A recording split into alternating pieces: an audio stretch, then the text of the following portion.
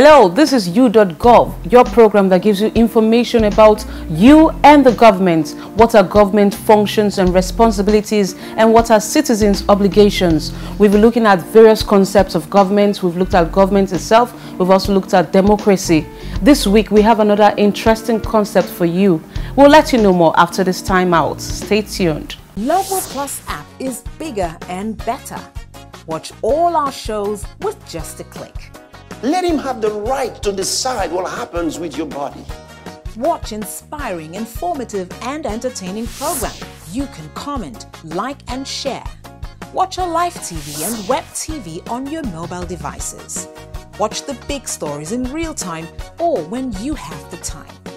Experience Lovo Plus app right now. Download Lovo Plus app on Android, iOS, and BlackBerry. Go to Google Play Store, Apple App Store, or Windows Phone Store. Welcome to the bigger picture. Lovo Plus, beyond television. With every story comes an inside story, shaping thoughts, opinions, and driving the conversation. Nations, governments, economies, and even the environment. The causes, consequences, or benefits. The analysis makes it clear. We take a close look at every possible angle. No matter the story, we take you inside the news. Inside the News, showing on the station.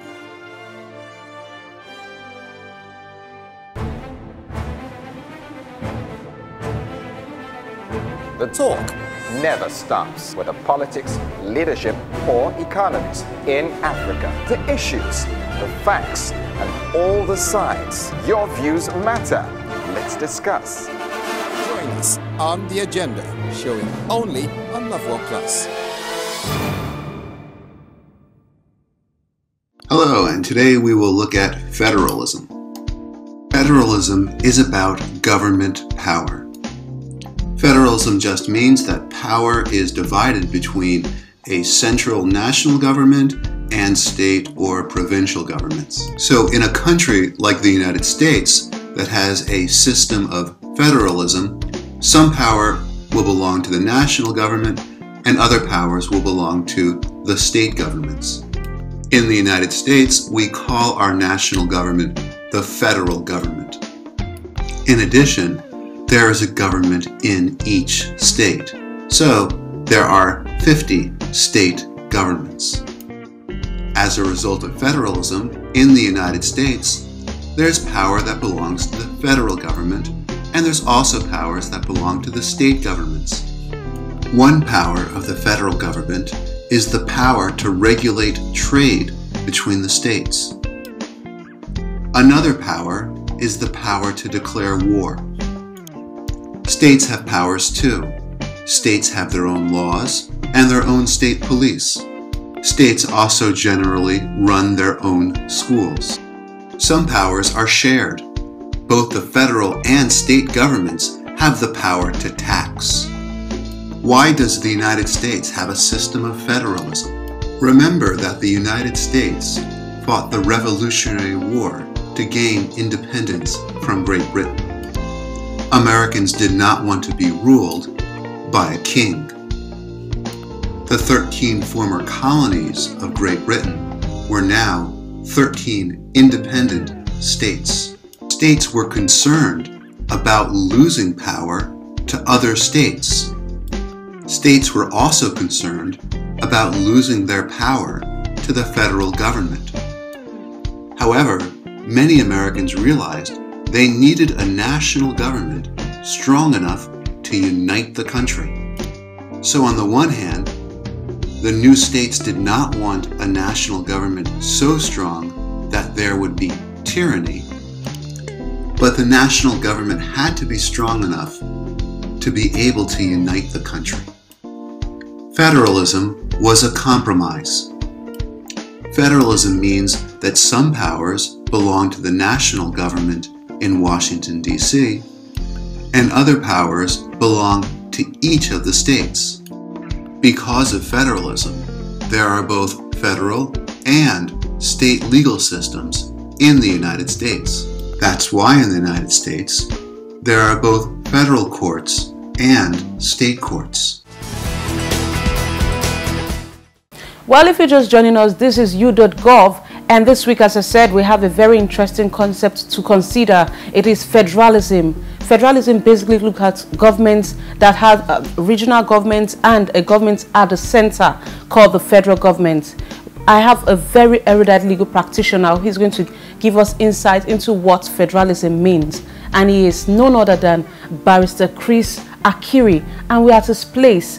Barrister, thank you for joining us on You.Gov, and it's good to be in your home. Lovely home, sir. It is my pleasure all the time. You're most welcome. Okay, thank you, sir. So we are looking at federalism. To you, what is federalism? Well, federalism is a very delicate concept.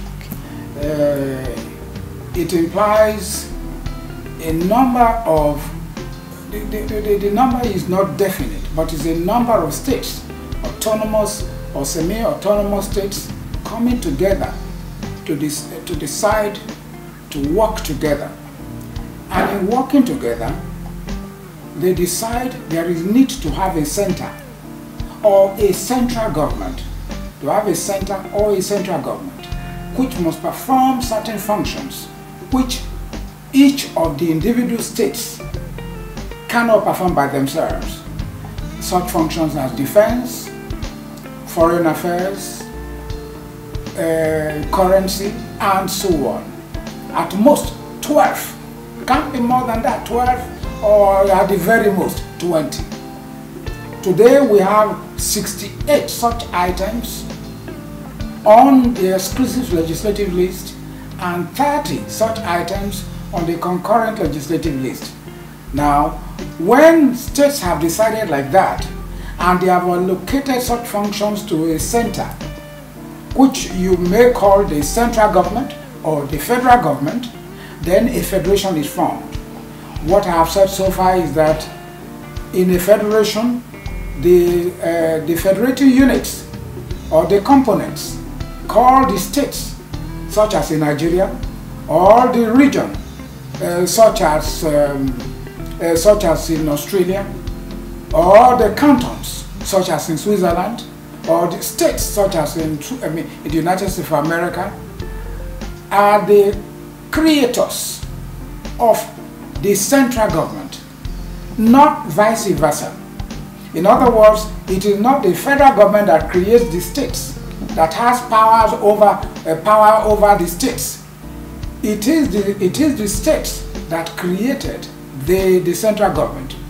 In a federal government, you know, the greatest author of federal government or federalism in the whole world was a man called Sir Kenneth C. Weir.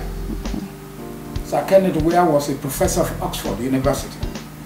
Now he says both the federal government, both the central government and the federating units, or what we call the components, must have coordinate powers. And none of them must be subordinate to the other. In other words, the central government created by the states must not be subordinate to the states that created it, nor should the states that created the central government be superior to the federal government. That is federalism. Quite unlike Nigeria, where the central government is big brother, big father, you know, dictating everything.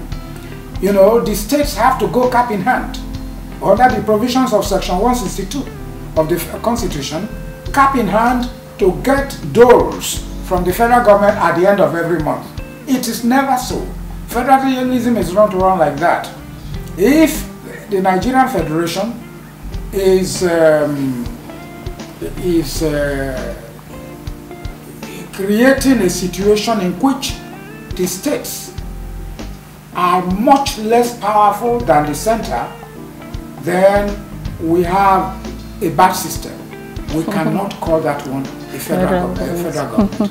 In other words, the states must have equal sources of finance to fund themselves, they must not borrow, they must not get any grant from the central government, and vice versa. The federal government should not cap in hand to the federating units to get money from the federating units. So that, in short, is the concept of federalism. Okay, sir, when you were talking about autonomy or semi-autonomy of the federating units, I remembered the Nigerian example. So I wanted to ask, is that an ideal system of federalism? Of course, you've already answered it. So if that's not the ideal form of federalism, what should Nigeria do? The Nigerian example now, how should we adjust our system that we are practicing? It's the system of federalism that, one would wish for in this country is that which corresponds to the type which the founding fathers of this country, Chief Obafemi Awolowo was one of them, Dr. Nnamdi Azikiwe was another one, and Ahmadu Bello was another one. All of them insisted on true federalism. They wanted true federalism as a basis for unity. Without federalism, the North was not ready to go with the South into independence. The South had better attain its independence and leave the North alone, just like Western Cameroon did, and they went on their own.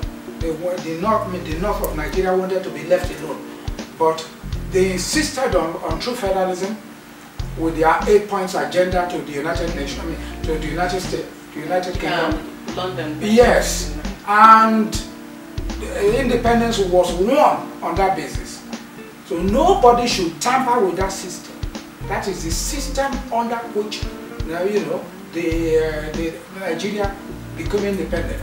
We must be federal, and we must have true federalism.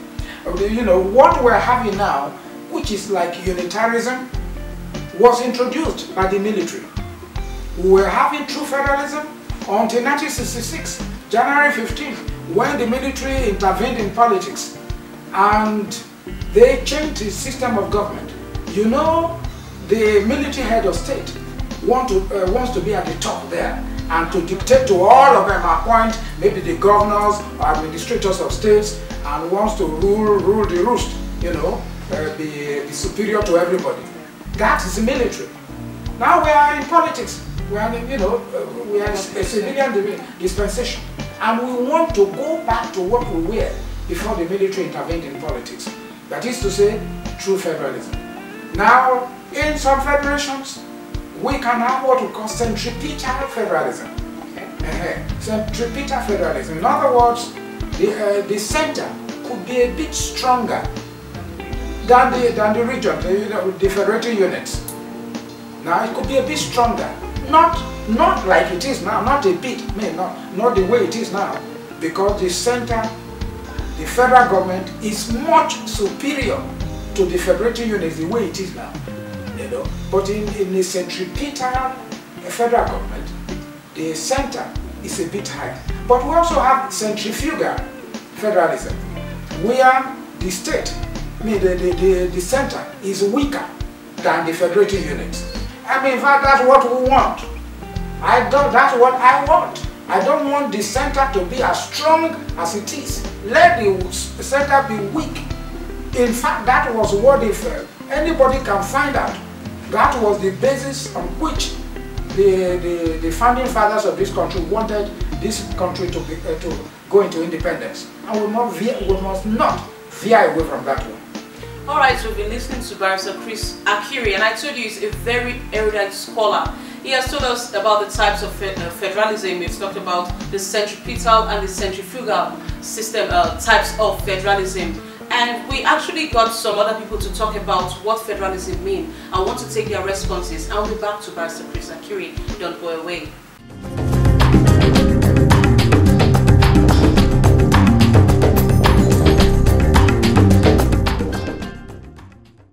Federalism, the man that propounded the doctrine is a philosopher, F.W. Dicey. Then what he's saying is that in a system, there has to be different units. They have the higher units, you have the intermediate units, and you have the lower units. And then the same way, the powers that are shared are separated. You have powers for the highest level, you have power for the medium level, and you have power for the lowest level. You understand? So at any given time, the different arms and let's say different units are not engaged in doing the same thing at the same time. But in Nigeria now we have a federal constitution, and the federal constitution we have what we call the residual list, we have the exclusive list, and we have the list that which anybody can operate. Then that exclusive list belongs to the federal government. Why the residual list, anybody can go and do whatever that is there. You understand? Like education is in the residual list. That's why federal government is involved in education. The state governments are involved in education. And to some extent, local governments are also involved in education. You understand? But when you talk of the security, or talk of something like that has to do with aviation, it's exclusive. It belongs to the federal government. The state governments are not involved at all. What federalism simply means is that each arm of government is independent from the other, and that there are checks and balances. For example, the various states are independent from, to a certain extent, they are independent from the federal government. They control a lot of their resources and should be able to determine what they do with these resources. So that's what federalism is really all about. Unfortunately, with Nigeria, we've not really had a federal system, so to speak. And that's why people keep talking about us going back to what they describe as true federalism. I doubt if there is any phrase called true federalism, but I do understand what they mean.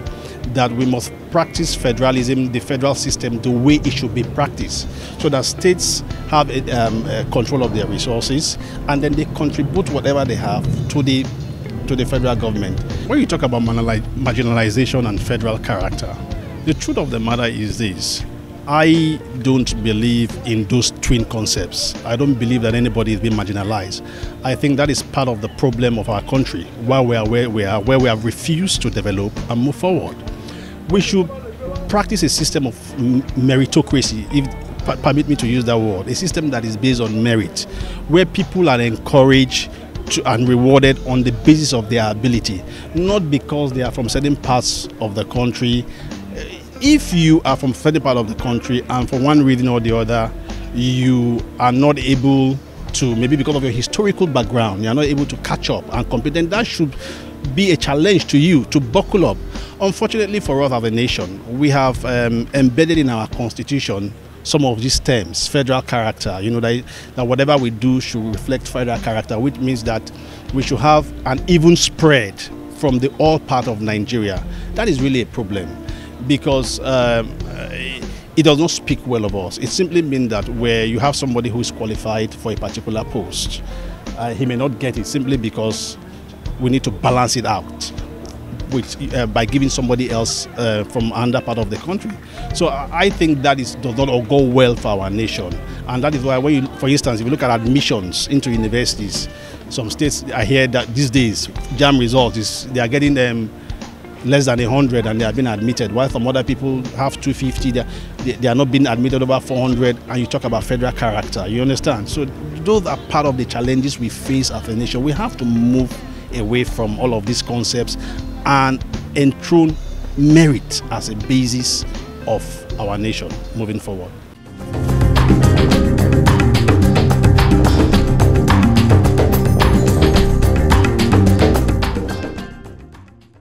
You're welcome back. This is still You.Gov, and I have a very interesting legal practitioner here. He's a very, very enlightened legal practitioner, and he's been talking about federalism, talking about true federalism, what federalism should really be about, not the central government being superior to the federating units, but that the federating units, in some circumstances, should even be stronger than the federal government or the central government.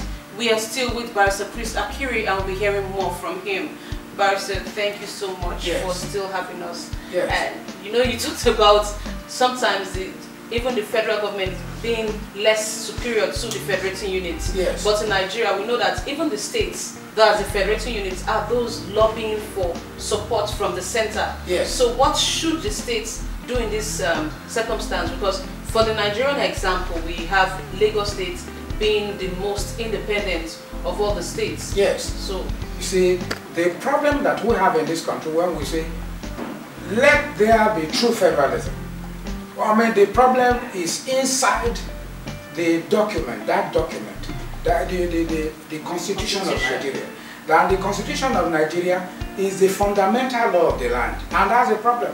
We call it the Fonset or Rigo of the Nigerian legal system, the fundamental law of the land. Yes. Now, in the days of yore, we had, that is in the independence period, from 1960 to 1963, and then from 1963 to January 1966.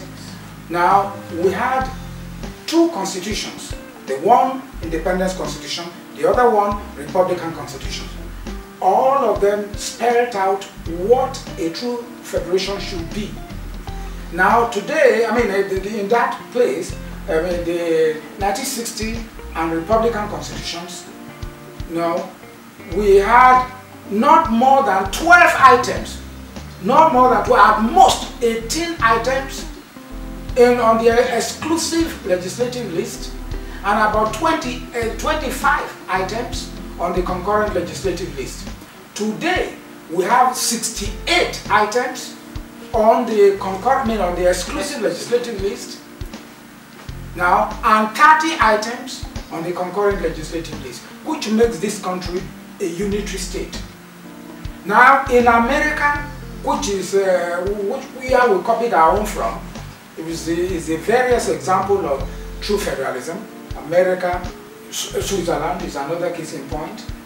Now, Australia is another case in point. Yes. Now, in contradistinction to unitarism, where you have Great Britain as an example, France as an example, South Africa is another example. So, in federal states like America, like Australia, like Switzerland, the concurrent legislative list contains only all those areas which the central government can perform, functions that the central government can perform on behalf of the federation unit, like defense, like I told you, defense, currency, what is it, aviation, and so on, copyright and all that. But here we have loaded everything that should have been in the concurrent legislative or even in the residual list. We don't have any residual list in this constitution, such as we had in the 1960 and Republican constitutions of 1960 and 63. We don't have any residual list. We just have exclusive legislative list covering 68 items and concurrent legislative list. And even if you go through that concurrent legislative list, you will discover that there is so much only the National Assembly can do, which the state houses of assembly cannot do, venture into. So you can now see how we have veered away completely from federalism into unitarism. Can you tell us more on what federalism actually is, and in rounding off, what you recommend for Nigeria and for other nations? Now, we had those 4 regions which were very powerful vis-a-vis the central government. They were regions which were almost semi-autonomous in their own rights. They had all the powers which a true federal government should have, according to Casey Weir. Now, but they were atomized. Atomizing means they were cut into bits and pieces, into 12 states, then 19 states, then 21 states, and now we have 36 states. And each one of them have no power again. The federated units have now become weak, going cap in hand to the federal government, to Abuja, every month to collect the dollars issuing forth from the federation account. Now, so that's the way we are today. That is not the way a true federal government should be. Either the states acquire all the power that a true federation component must have, or they are welded into groups in order to form regions, such as we had in those days, either Western region, which will not have Ogun State, Lagos State, Oyo State, Osun State, will not have all those states in it. It will become Western region. So you have the zones which Dr. Alex Ekweme and co talked about in those days. So maybe in that way, they will be more powerful than the way they are now, not being able to pay their the salaries of their workers, and begging the federal government to help talk to the banks and all that and all that. That's not true federalism. The true federalism is one that has all the federating units just as powerful as the center. They must have coordinate powers. None must be subordinate to the other.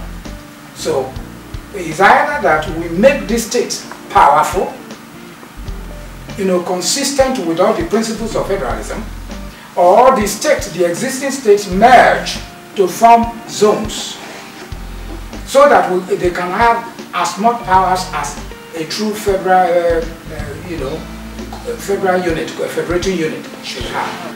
Thank you so much, Barrister Chris Akiri. I know that if we give you more time, you are going to continue on and on and on as an erudite legal practitioner that you are. Thank you so much for your time, sir. Thank God, thank God. Well, it's been interesting on the show. We had a very intelligent scholar, a scholar of no mean repute, Barrister Chris Akiri, and he's been giving us the concept of federalism, what federalism actually means, and what true federalism should be like. He talks about the exclusive legislative list and the concurrent legislative list. I know you learnt more on what they mean today. And now we'll be going into another aspect. We have some tidbits for you. Do stay tuned.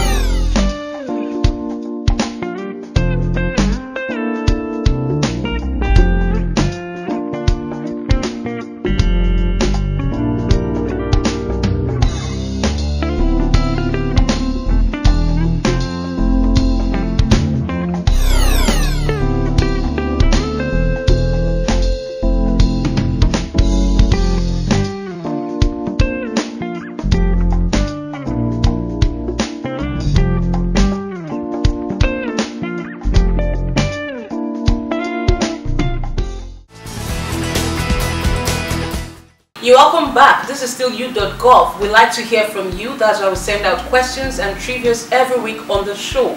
I know we've had a swell time together this week. Last week we sent out questions and we got responses on our King's Chat page. This week our question is, how many states make up Nigeria? Because we talked about federalism today. Nigeria is a federal state, so we want to know how many states comprise Nigeria. We would like you to send your answers to our King's Chat page.